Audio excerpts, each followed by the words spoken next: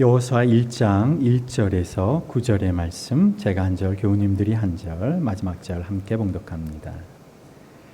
주님의 종 모세가 죽은 뒤에 주님께서 모세를 보자 하던 눈의 아들 여호수아에게 말씀하셨다. 나의 종 모세가 죽었으니 이제 너는 이스라엘 자손 곧 모든 백성과 함께 일어나 요단강을 건너서 내가 그들에게 주는 땅으로 가거라. 내가 모세에게 말한 대로 너희 발바닥이 닿는 곳은 어디든지 내가 너희에게 주겠다. 광야에서부터 레바논까지 큰 강인 유프라테스 강에서부터 햇사람의 땅을 지나 서쪽의 지중해까지 모두 너희의 영토가 될 것이다. 네가 사는 날 동안 아무도 너희 앞길을 가로막지 못할 것이다. 내가 모세와 함께 하였던 것과 같이 너와 함께하며 너를 떠나지 아니하며 버리지 아니하겠다. 굳세고 용감하여라. 내가 이 백성의 조상에게 주기로 맹세한 땅을 이 백성에게 유산으로 물려줄 사람이 바로 너다. 오직 너는 크게 용기를 내어 나의 종 모세가 너에게 지시한 모든 율법을 다 지키고 오른쪽으로나 왼쪽으로 치우치지 않도록 하여라. 그러면 내가 어디를 가든지 성공할 것이다. 이 율법책의 말씀을 늘 읽고 밤낮으로 그것을 공부하여 이 율법책에 쓰여진 대로 모든 것을 성심껏 실천하여라. 그리하면 내가 가는 길이 순조로울 것이며 내가 성공할 것이다. 함께 읽습니다. 내가 너에게 굳세고 용감하라고 명하지 않았느냐. 너는 두려워하거나 낙심하지 말아라. 내가 어디로 가든지 너희 주 나 하나님이 함께 있겠다. 아멘. 우리 자유로를 따라서 조금만 더 북쪽으로 올라가면 도라산 통일 전망대가 있습니다. 그 전망대에서 보면 그 너머에, 물론 여기서도 보입니다마는 아직 지척에 가까이 보입니다. 그곳에서 사람들이 다니는 것도 보이고 농사 짓는 사람들의 모습도 보입니다. 그런데 그곳에 들어갈 수는 없습니다. 그래서 북한을 고향으로 가진 실향민들이 명절 때가 되면 단체로 함께 모여서 차례를 지내는 장소이기도 합니다. 보이기는 하지만 갈 수는 없는 땅입니다. 모세가 바로 요단강 동쪽 느보산 꼭대기에서 바라보았던 땅이 요단강 너머에, 요단강을 사이에 두고 느보산은 오른쪽에 위치한다. 그 너머에 보이고 있는 가나안 땅을 눈으로 직접 바라보았지만 안타깝게도 모세는 그곳에 들어가지 못합니다. 그리고 가나안에 들어가서 차지하게 될, 그 땅을 차지하게 될 사명을 여호수아에게 넘겨주고 모세의 시대는 막을 내립니다. 이제 모세가 죽고 여호수아 시대가 되면서 여호수아가 앞장서는 이스라엘의 역사가 새롭게 시작됩니다. 시대의 전환, 세대의 전환, 이 역사의 전환점에서 하나님께서 여호수아에게 말씀하셨습니다. 우리가 지난주에 이어서 1장 2절 말씀 다시 한번 보시면 우리 2절에서부터 4절의 말씀 함께 봉독합니다. 나의 종 모세가 죽었으니 이제 너는 이스라엘 자손 곧 모든 백성과 함께 일어나 요단강을 건너서 내가 그들에게 주는 땅으로 가거라. 내가 모세에게 말한 대로 너희 발바닥이 닿는 곳은 어디든지 내가 너희에게 주겠다.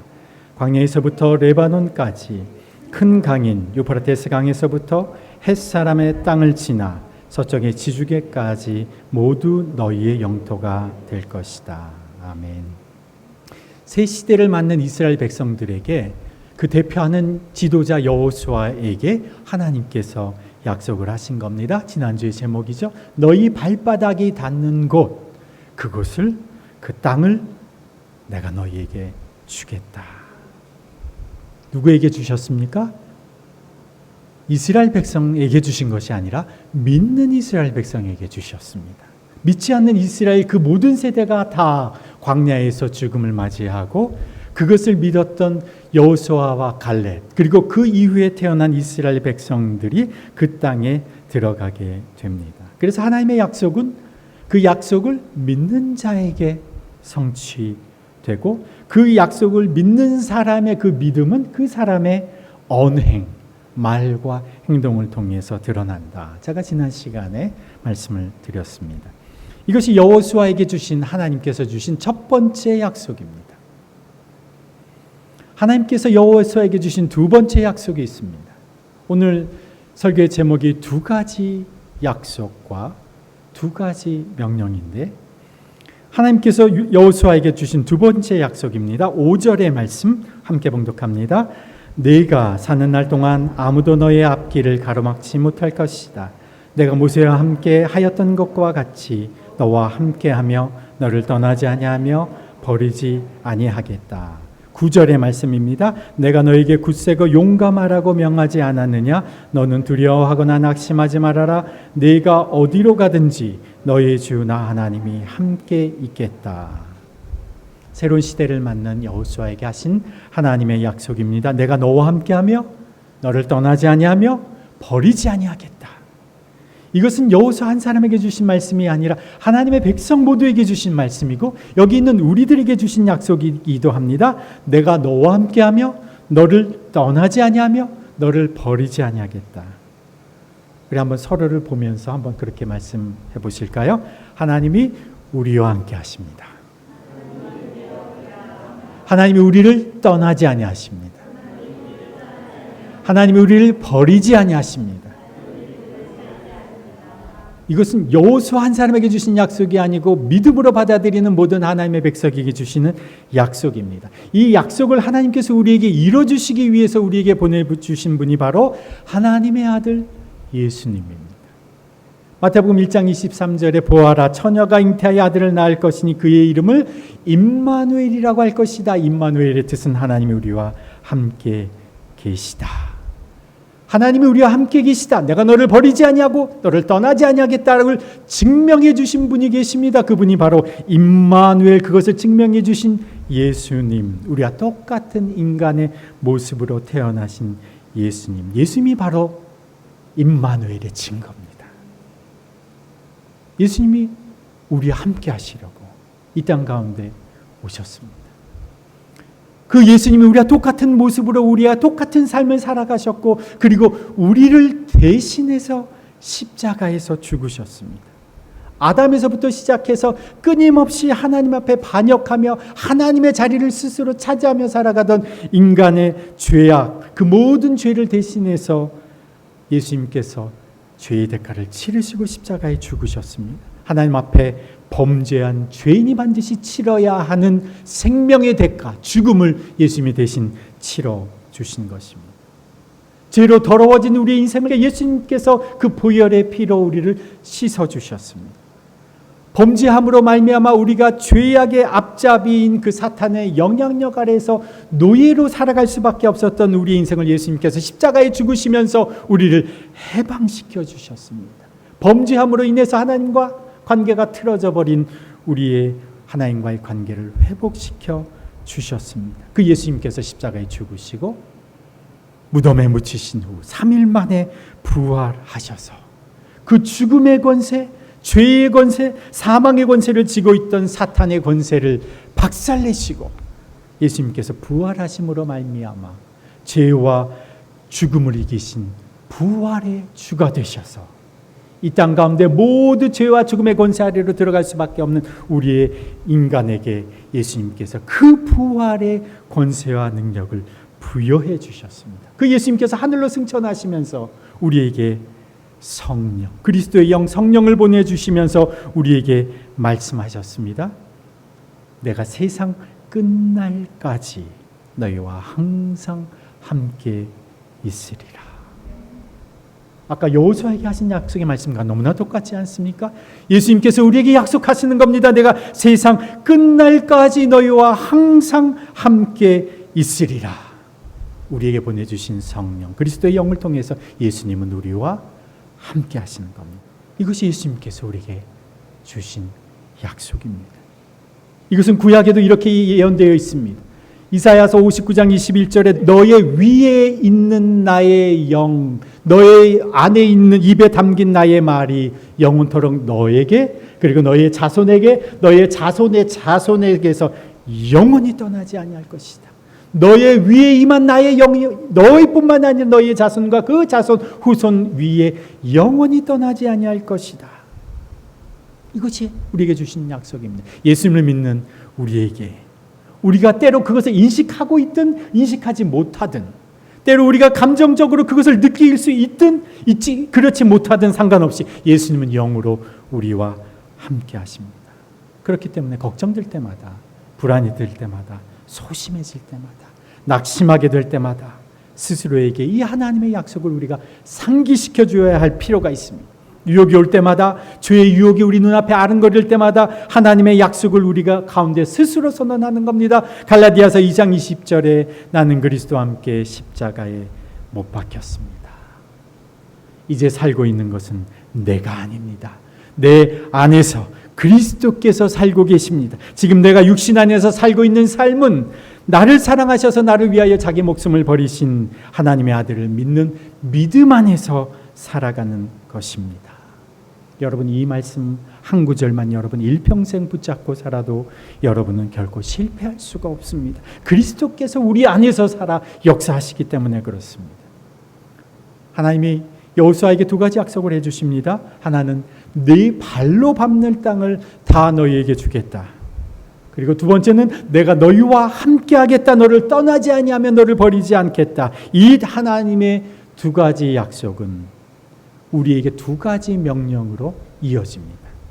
6절을 보시면 굳세고 용감하여라. 7절에 오직 너는 크게 용기를 내어. 9절에 보면 내가 너에게 굳세고 용감하라고 명하지 않았느냐. 너는 두려워하거나 낙심하지 말아라. 하나님이 우리에게 명령하십니다. 굳세고 용감하여라. 용기를 내어라. 두려워하지 말아라. 왜 두려워합니까? 왜 걱정합니까? 왜 낙심하고 우리가 낙담합니까? 왜 불안해합니까? 약속을 믿지 않기 때문에 그렇습니다. 하나님을 신뢰하지 않기 때문에 그렇습니다. 이미 하나님은 두 가지를 약속해 주셨습니다. 내 발로 밟는 땅을 내가 너에게 반드시 주겠다. 내가 너를 떠나지 않겠다. 버리지 않겠다. 너와 함께 하겠다. 그런데 두려워하고 걱정하는 것은 그 하나님의 약속을 믿지 않는 겁니다. 그 하나님을 신뢰하지 않는 겁니다. 그렇기 때문에 하나님이 명령하시는 겁니다. 이것은 명령이다. 두려워하지 말아라. 두려워하지 않는 것은 믿지 않는 것이기 때문에 그렇습니다. 9절 말씀에 한번 따라해 보실까? 두려워하는 것은 믿지 않는 것이다. 다시 한번, 두려워하는 것은 하나님을 신뢰하지 않는 것이다. 그러니까 여러분 마음에 두려운 마음이 생길 때마다 하나님을 신뢰한다고 고백해야 돼요. 제가 예전에도 이런 말씀을 드렸는데 초등학교 입학하기 전에 아주 어릴 때입니다. 어린 그 시절에 아버지께서 캄캄한 새벽에 저를 데리고 새벽 기도를 데리고 가셨어요. 그런데 제 기억에 그 길이 산길이에요.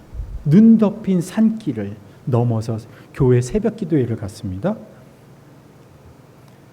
그리고 새벽 기도가 끝나고 그 길을 넘어서 다시 집으로 왔어요. 그런데 그 캄캄한 새벽길이, 밤길이 하나도 저는 무섭지 않았습니다. 아버지가 제 손을 꼭 붙잡고 있었기 때문에. 새벽 기도회가 끝나면 통성 기도를 할 때 희미한 전등 하나만 켜놓고 캄캄하게 해놓고 기도를 하는데 이 어두침침한 예배당에 하나도 무섭지 않았습니다. 왜냐? 아버지의 기도 소리가 옆에서 다 들리기 때문에. 내가 너와 함께 한다. 그 하나님의 약속을 믿으면, 하나님이 나와 함께 하신다. 그 약속을 신뢰하면 두렵지 않습니다. 예수님이 우리와 함께 하시니 걱정하지 않아도 됩니다. 두려워하지 않아도 됩니다. 담대해질 수 있습니다. 용기를 낼 수가 있습니다. 더빛교회가 이곳 플럼라인 시대를 마감하고 이제 회동길 356번지 회동길 시대를 시작하는 이 시점에 하나님이 우리에게 말씀하시는 겁니다. 나를 신뢰하고 내 약속을 신뢰하느냐? 그렇다면 두려워하지 말고 걱정하지 마라. 이것은 명령입니다. 9절에 보시면 내가 너희에게 굳세고 용감하라고 명하지 않았느냐? 이것은 명령입니다. 두려운 마음이 들 때, 걱정하고 근심될 때 주님을 바라보시고 그 이름을 부르십시오. 주님이 나와 함께 하심을 고백하십시오. 그러면 두려움이 사라집니다. 걱정이 사라집니다. 저도 불안할 때가 있죠. 걱정이 들어올 때가 있죠. 두려운 마음이 틈탈 때가 있죠. 낙심하게 되려고 내 마음이 흔들릴 때가 있죠. 그런데 그때마다 주님의 약속을 상기시킵니다. 내 자신에게 상기시킵니다. 임마누엘, 주님이 나와 함께 하신다. 두려워하고 걱정하고 근심하는 나의 옛 자아는 십자가에 죽었다. 내 안에 그리스도께서 사신다. 다시 한번 고백하십시다. 나는 두려워하지 않는다. 나는 걱정하지 않는다. 나는 주를 신뢰한다. 그러면 이렇게 우리가 고백하기 시작하면 두려움은 사라집니다. 걱정은 사라집니다. 내 안에 계신 그리스도께서 내 안에서 역사하시기 때문에 그렇습니다. 두려워하는 것이 아니라 순종으로 첫걸음으로 달려가는 겁니다. 두려워하는 것이 아니라 앞장서서 순종하게 되는 것입니다. 이것이 우리 교회의, 우리는 아까 고백한 대로 첫걸음이 되고 밑걸음이 된다 정신입니다. 우리에게 약속하신 하나님은 우리에게 명령하시는 겁니다. 두려워하지 말고 용기를 내어라. 하나님이 여호수아에게 요구하시는 명령입니다. 하나님이 여호수아에게 요구하신 두 번째 명령이 있습니다. 7절, 8절 함께 봉독합니다. 오직 너는 크게 용기를 내어 나의 종 모세가 너에게 지시한 모든 율법을 다 지키고 오른쪽으로나 왼쪽으로나 치우치지 않도록 하여라. 그러면 내가 어디를 가든지 성공할 것이다. 이 율법책의 말씀을 늘 읽고 말씀으로 밤낮으로 그것을 공부하여 이 율법책에 쓰여진 대로 모든 것을 성심껏 실천하여라. 그러면 내가 가는 길이 순조로울 것이며 내가 성공할 것이다. 하나님께서 여호수아에게 주신 두 번째 명령입니다. 율법을 다 지키고 오른쪽으로나 왼쪽으로나 치우치지 않도록 하여라. 이 율법책의 말씀을 늘 읽고 밤낮으로 그것을 공부하여 율법책에 쓰여진 대로 모든 것을 성심껏 실천하여라. 여기 본문에 이렇게 되어 있죠. 오른쪽으로나 왼쪽으로나 치우치지 않도록 하여라. 예전에 개역개정 성경에는 그렇죠. 우로나 좌로나 우로나 치우치지 않도록 해라. 이 7절과 8절에 이 하나님이 말씀하시는 이 바를 한 문장으로 요약하면 이렇게 요약할 수가 있습니다. 하나님의 말씀을 유일한 기준으로 삼아라 입니다. 우리 자신에게 한번 솔직하게 우리 자신에게 자문해 보십시오. 내 삶의 기준은 무엇인가? 정말 하나님의 말씀이 내 삶의 기준인가? 이렇게 물으면요, 제가 아무도 하나님의 말씀이 기준이 아니라고는 말할 사람이 없을 겁니다. 그런데 하나님의 말씀이 우리의 유일한 기준인가? 하고 물은다면 여러분 어떻게 대답하시겠습니까? 지금 여기 본문에 보면 나의 종 모세가 너에게 지시한 모든 율법을 다 지키고 이렇게 쓰여져 있습니다. 왜 모든이라고 쓰여져 있는 줄 아십니까? 이것이 유일한 기준이기 때문에 그렇습니다. 취사 선택할 수 있는 것, 이것은 좋고 저것은 별로인 것이 아니라 하나님의 말씀이 우리가 가진 여러 기준 중에 하나라면 모두 지킬 필요가 없습니다. 그런데 여기서 모든 율법을, 하나님의 말씀을 다 지키라고 하는 것은 이것이 유일한 기준이기 때문에 그렇게 요구하시는 겁니다. 나는 내 삶의 유일한 기준을 하나님의 말씀으로 삼습니까? 아니면 하나님의 말씀이 내가 생각하고 있는 여러 기준 중에 하나일 뿐입니까? 하나님의 말씀이 내 삶의 유일한 기준이 아니기 때문에 우리는 금세 이리 흔들리고 저리 흔들리는 겁니다. 하나님의 말씀이 유일한 삶의 기준이 아니기 때문에 하나님의 말씀 읽지 않아도 되는 겁니다. 유일한 기준이 아니기 때문에 읽으면 좋고 바쁠 때는 좀 생략해도 되는 겁니다. 일주일에 한두 번 시간 날 때 보게 되는 거죠. 이것이 유일한 기준이라면 우리는 그렇게 생각하지 않습니다. 제가 이 회동길 우리 이사가는 건물을 우리가 계약하기 전까지 정말 이 파주 이 출판단지 주변에 건물과 땅을요 샅샅이 조사했습니다. 정말 샅샅이 많은 시간을 들여서 나온 매물도 다 검토를 하고. 그런데 제가 이 땅과 건물을 살피다 보니까 지도에는 분명히 길로 표시되어 있는데 실제로 가보면 거기에 건물이 지어져 있는 겁니다. 이게 어떻게 된 일이냐? 그러니까 부동산 그 사장님이 이제 설명을 해주시는 거죠. 수십 년 사는 이 지역 주민이 길은 있는데 사람들이 잘 안 다니니까 본인 집 앞에 창고를 지었다는 겁니다. 지도상에는 길인데 사람들이 잘 안 다니니까 그 위에다가 그냥 편의상 창고를 지어버렸어요. 그러니까 길이 없어져 버린 거예요, 중간에. 근데 사람들이 다니다 보니까 길이 필요하니까 옆으로 사람 다니는 길이 새로 났습니다. 그런데 사람들이 별로 개의치 않습니다. 자기 땅이 아니니까 뭐 이웃이고 분쟁 나기도 좀 껄끄럽고 하니까 그냥 내버려 두는 거죠. 누구 땅이냐면 나라 땅입니다. 주인 행세를 하는 사람이 없으니 자기 마음대로 길 위에다가 집을 짓는 겁니다. 마치 자기 것이냐. 내 인생의 기준은 무엇인가? 내가 수십 년 살아온 내 경험, 같이 살아가는 주위 사람들이 말하는 방식, 내가 가지고 있는 자원, 내가 가진 돈, 내가 가진 물질, 이런 것을 기준으로 삼으면서 살아가는 사람이라면 내가 원하는 곳에 지도에도 없는 창고 건물이 막 생겨나는 겁니다. 내가 살아가는 삶의 기준은 무엇입니까? 내 편리함입니까? 내 이익입니까? 세상 사람들의 평가입니까? 사람들의 인정입니까? 내가 갖추고 있는 스펙입니까? 내 연봉입니까? 내 기준이 무엇입니까? 자녀를 키우는 부모의 입장에서 자녀 교육의 기준은 무엇입니까? 다른 아이들보다 잘 되는 것입니까? 좋은 학교 가는 것입니까? 좋은 직장, 돈 많이 버는 직업을 갖는 것입니까?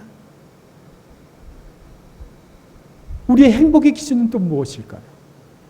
내가 행복하다고 느끼는 것이 행복입니까? 지금 말한 이 모든 것의 기준은 하나님의 말씀입니다. 내 인생의 유일한 기준이 하나님의 말씀입니다. 하나님의 말씀이 행복하다고 하는 것이 행복입니다. 하나님의 말씀이 불행하다고 하면 그 사람이 아무리 감정적으로 행복하게 느끼고 있어도 그는 불행한 사람입니다. 마태복음 5장에 보면 어떤 사람이 행복한 사람이냐? 심령이 가난한 자가 복이 있나니, 애통하는 자가 행복하나니, 온유한 자가 행복하나니, 긍휼히 여기는 자가 행복하나니, 의를 위하여 박해를 받는 자가 행복하나니. 왜 이런 사람이 행복한 사람입니까? 하나님이 그 사람의 궁핍을, 그 사람의 약함을, 그 사람의 핍박받는 그 상황을 보시고 그 사람에게 채워주시고 공급하시고 그 사람을 도와주시기 때문에 이 사람은 행복한 사람이다.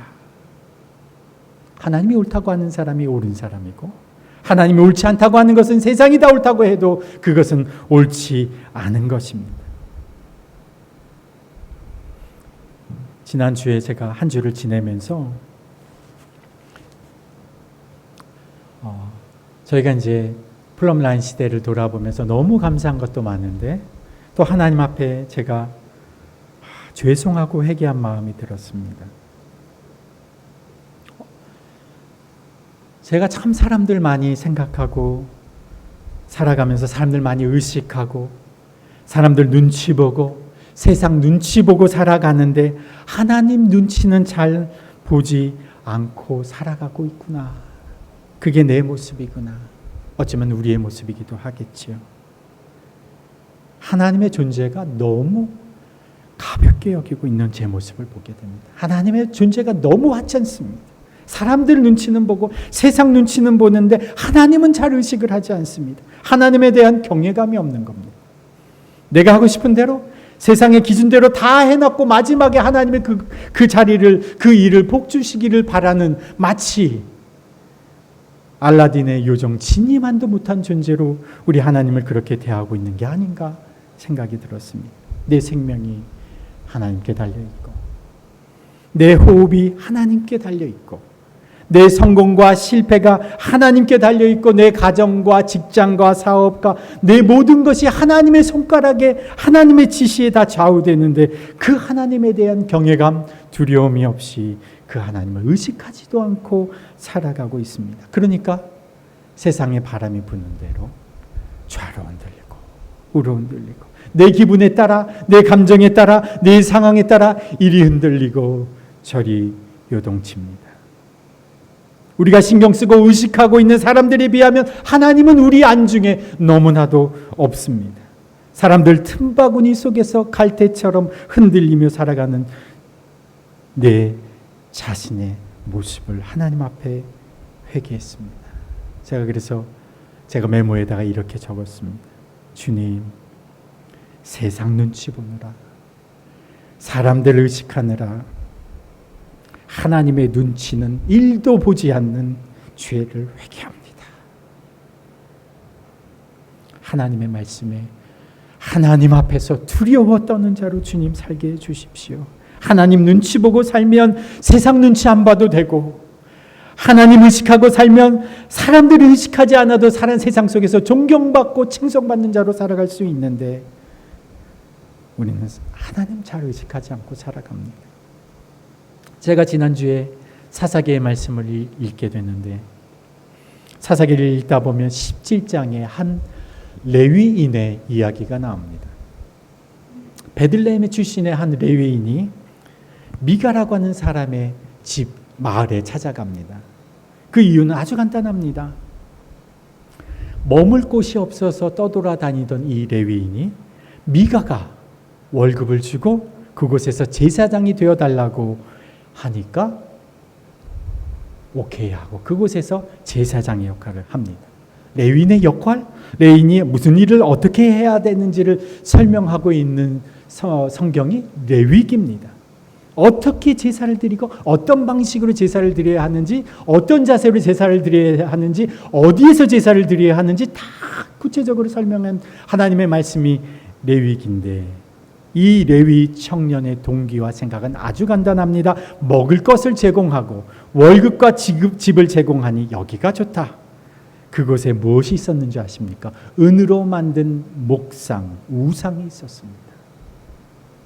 구약의 사사기가 반복해서 말하고 있는 구절이 있지 않습니까? 그때에는 이스라엘에 왕이 없었으므로 사람들은 저마다 자기의 뜻에 맞는 대로 하였다. 오늘 말로 하면요, 지 멋대로 살았답니다. 레위인조차도 기준이 없는 시대 속에서 자기 멋대로 살아가고 있다고 말해주고 있는 본문이 사사기입니다. 그런데 그곳에 단지파 사람들이 그 미가가 사는 마을에 방문합니다. 그곳에서 그 레위인을 발견합니다. 아니, 어떻게 레위인이 이곳에 살고 있지? 그랬더니 이 청년이 말합니다. 미가가 나에게 조건을 제시해서 나를 고용했기 때문에 내가 여기서 제사장으로 살아가고 있습니다. 이 단지파 사람들이 이 레위 청년을 초대합니다.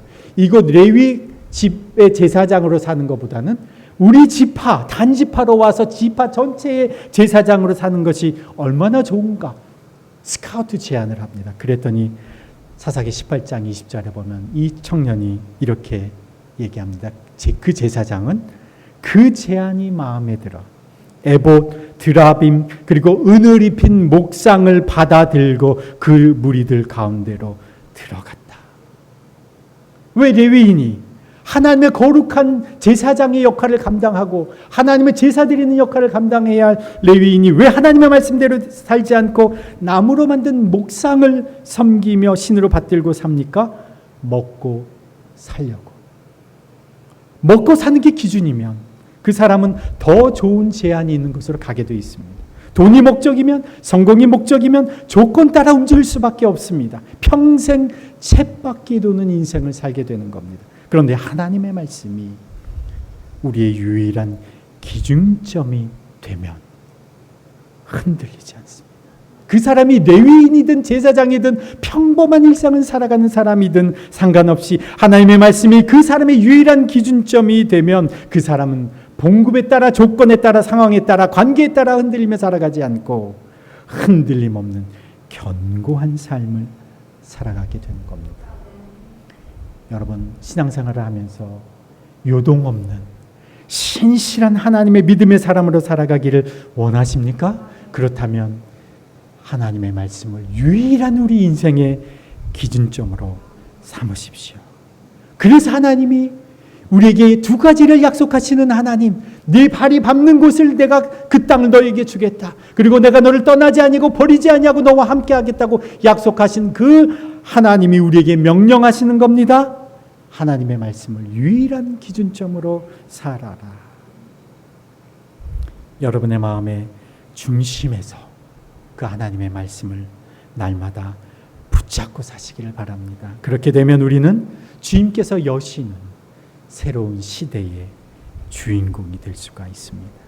우리가 이제 더빛교회가 다음 주부터 이제 회동길 시대로 들어갑니다.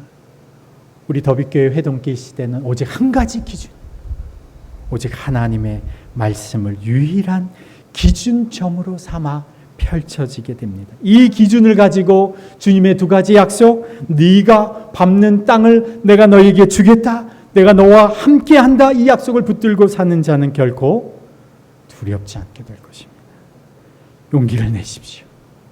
하나님의 백성 공동체, 이 예수 그리스도의 사명 공동체인 더빛교회를 통해서 지금 이 땅에 하나님의 나라가 세워져 가고 있습니다. 하나님 나라 문화가 세워져 가고 있습니다. 하나님 나라에 편입해 들어오는 하나님의 백성들, 거룩한 백성들이 일어나게 될 것입니다. 어린이, 청년, 장년, 가정이 하나님 나라로 들어오게 될 것입니다. 그것을 위해서 하나님께서 우리를 새로운 땅으로 이끌어 가시는 겁니다. 오늘이 8.15 광복절입니다. 75년 전에 2차 세계대전에서 일본이 패망함으로 말미암아서 우리 이 땅이 해방을 얻게 된 날입니다. 그날을 기억하고 또한 감사하는 날입니다. 우리 힘으로 얻어낸 해방이 아니라 정말 하나님의 은혜로 자유와 해방의 시대를 맞게 된 날입니다. 2021년 8월 15일이 우리 더빛교회 역사에서는 플럼라인 시대가 저물고 이제 새로운 더빛교회 회동길 시대가 열리는 날입니다. 더빛교회 회동길 시대가 우리 눈앞에 펼쳐져 있습니다. 두려워하지 마십시오. 용기를 내십시오. 주님이 우리와 함께 하십니다. 주님의 말씀을 유일한 그 기준으로 삼아 흔들림 없이 함께 나아가십시다. 우리가 밟는 땅을 주님께서 우리에게 취하게 해 주실 겁니다. 하나님 아버지,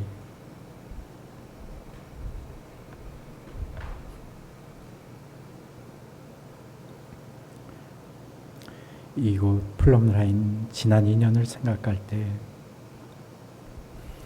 매 순간 주님께 감사의 고백을 드리지 않을 수 없습니다. 예배할 수 있는 장소를 주셔서 함께 행복하게 예배하게 하시는 것 감사합니다. 이곳에서 주님 안에서의 가족이 생기고 지체들이 함께 주님 안에서 어우러져 살아가게 하시는 것 감사합니다. 주님께서 이끄시는 하나님 나라의 그 역사 가운데 주님 더빛교회 공동체를 사용하여 주신 것 감사합니다. 이제 주님의 역사의 한 페이지가 마감되고 주님의 새로운 페이지를 펼쳐주시니 감사합니다. 주님, 주님의 약속을 가슴에 새기고 그 약속을 붙잡고 주님과 함께 예배하신 곳으로 나아갑니다. 두려움 없이 담대하게 오직 주님의 말씀만을 유일한 기준으로 삼아 나아갑니다. 우리가 밟는 땅을 차지하게 하시고 약속하신 복을 누리게 하여 주옵소서.